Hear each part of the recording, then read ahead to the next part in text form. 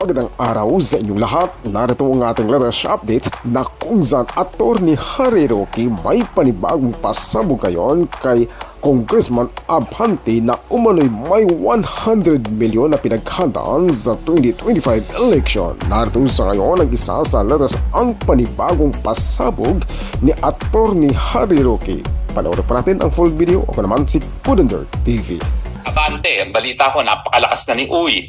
Pero ano ngayon ang laban ni Uy na merong 100 million na pamigay? Si Abante.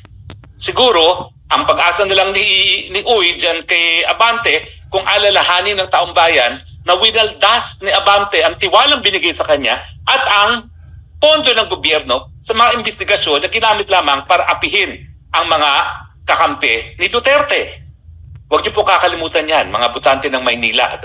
Hindi lang po yan kay Abante, pati yung Chua.